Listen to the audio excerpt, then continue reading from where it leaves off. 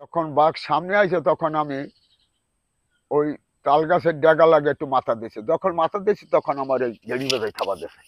এই এই গেড়ি বেজায় থাবা দিয়েছে। থাবা দেওয়ার পর আমি মনে মনে চিন্তা করলাম যে আমার এত লই যাইবে।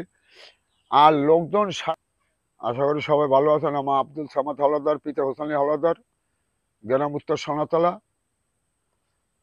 থানার শরণখোলা, জেলা বাঘেরহাট। তবে সুন্দরবনে আমি যেখানে বোঝাতে চাইছি, সুন্দরবনে কাজ করা দেখি। অনেক অনেক লোক সুন্দরবনে যায়, মুভ করতে যায়, মাছ ধরতে যায়, বেকার যায়।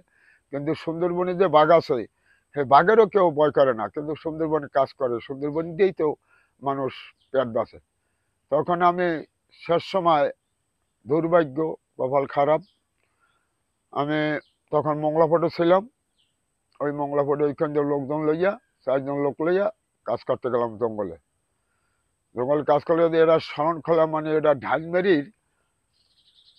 ডাইলমেরি নামার পাশে করমজলে বইয়া ওইখানে আমরা বলাকাট কাটি। তখন আমি বলছি, ওদের কাছে বললাম যে ভাই তোরা তো নাস্তা কিছু খাইছো, আমি নাস্তা খামো, তাহলে আমি একটু নদীর সাইডে যাই, আমি নাস্তা খাই যাই। তখন সিরিয়া লই গেলাম লগে, ওইটা সিরিয়া আর গরুল হই লগে লই গেছি। তো ওরা কাজ করে আর আমি নদীর সাইডে আই, একটা গোল গাছের বাগান বিরাট। নদীর সাইডে গোল গাছ হেলে গেলাম দিয়ে বসে, কিন্তু পিছন যে বাঘে আমার আক্রমণ করতে পারবে না এমন কাজে আমি বসি। তখন ওই দাওটা আমার আড়ু চলে, আর ওই সিরিয়া হাতে লইয়ে ফুয়াই আর খাই। এক গাল সিরিয়া মহি দিয়েছি, মহি দিয়ে খাই, যে ফিরে গাল মহি দিয়েছি। আস্তে আস্তে ওই বাঘ সামনে আইছে। যখন বাঘ সামনে আইছে তখন আমি ওই তাল গাছের ডেগা লাগে একটু মাথা দিয়েছি। যখন মাথা দিয়েছি তখন আমার এই গেড়ি বেজায় থাবা দিয়েছে। এই এই গেড়ি বেজায় থাবা দিয়েছে। থাবা দেওয়ার পর আমি মনে মনে চিন্তা করলাম যে আমার এত লই যাইবে। আর লোকজন সারা পাইয়া কত করতে গাছে, 3 জন গাছে উঠে গেছে। লোকজন সারা পাই গাছে উঠছে মতো, তখন আমি মুখে শিক্ষা দিয়েছি, ওরা সবাই গাছে উঠিয়া যার কামে এই রয়েছে। এখন বাঘে যখন আমাকে আক্রমণ করে তখন আমি বাঘের মুখে হাত দিছি। বাঘের মুখে হাত দিয়ে জিব্বা ধরিয়ে লেছি। জিব্বা ধরার পর আমার হাতে আমার কামড় দিয়েছিল, এই তারা একটা কামড় বসাইছে আর কবজা দিয়েছিল একটা। তখন ওই হাত বাহির করিয়া বাঘের 2 কান ধরছি, এমন জোরে ধরছি কান যে আমি লাফাই উঠবো, পিডির উপরে উঠবো। আমার নেই তো এই যে আমি তো গেছি, তা বাঘ তোরে আমি লই যে আল্লাহ যারে। তখন লাফাই যখন পিডি উঠে দিই তখন বাঘের মাথা জাগাই ফেলায়। হ্যাঁ, তা আমি আল্লাহকে স্মরণ করছি যে আল্লাহ তুমি আমার একটু জোর দাও, আমার গায়ে শক্তি দাও। তখন বাঘের ঠোঁট পাশাই কামড় দিছি। বাঘের ঠোঁট পাশে যখন কামড় দিছি তখন 3টে দাঁত এই বাঘের ওডের লাগে রয়ে গেছে, 3টে দাঁত। তখন ওই বাঘে ব্যথা পাইয়ে থাপা দিয়েছে। কিন্তু এইরকম করতে করতে আমি তো বাঘের সাথে 1 থেকে 1.5 ঘন্টা লড়াই করলাম। শেষে দিছে বেশি না ভাইয়া, বাঘ আবার ফিরে আবার ছালা দিয়েছে ওই গলায়। গলায় হেনে একটু নখ নখ দিয়ে গলা ফুটে করে ফেলাইছে। তখন কান ফাঁসাই থাপা দিয়েছে, চক্ষু ফাঁসাই থাপা দিয়ে চক্ষুটা ঝুলিয়ে এদিকে পড়ে গেছে। তখন ওই বাঁ চক্ষুটা লাফায়, লাফার বন্ধ। তখন আমার দড়িও মানে শুকাই গেছে, রক্তে দড়ি শুনে গেছে। তখন আমার গায়ে অনেক বল কমে গেছে।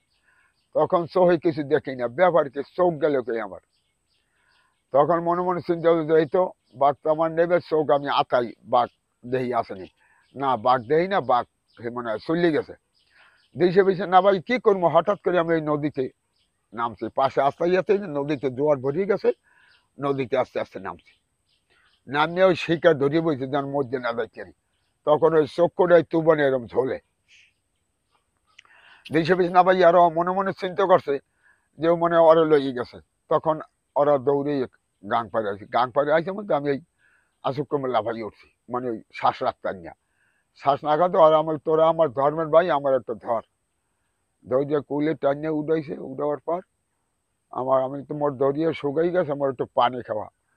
তো পানি দিয়ে খাওয়ায়, কিন্তু পানি খাওয়াইলে এহেন যে একটু বাইরে, কিন্তু আমার কলজেটা বেজে না এত। আর দেখি বাঘে যেন আমার নেতা, তোরা আমাদের একটু খেয়াল করে দেখ, বাঘে যেন নিতে পারে না।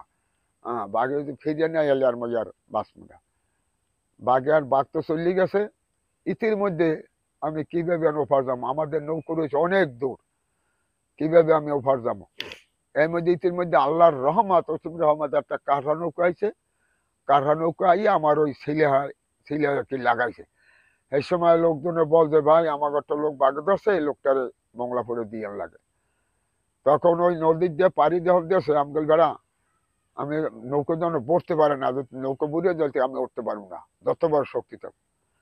তখন ওইখানে আবার মংলাপুরে কাউনবাড়ি খালা আছে, ওইখানে ঢুকাইয়া একটা আফতানুম বাবুর মিল আছে, ওই মিল বাড়ি উড়াইয়া ওইখান দিয়ে আমার মা বাপে খুব চিল্লি করতো। ওইখানে পাদিরি হাসপাতাল ছিল, ওই পাদি হাসপাতালে উঠাইয়া আমার ডেয়াসেন করলো।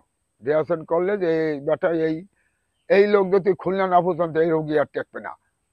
এই তাড়াতাড়ি হল মধ্যে 4টার মধ্যে 5টায় যাই খুলনা পৌঁছলাম।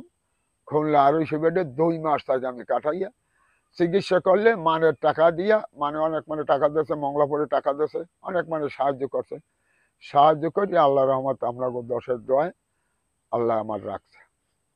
প্রিয় দর্শক মন্ডলী,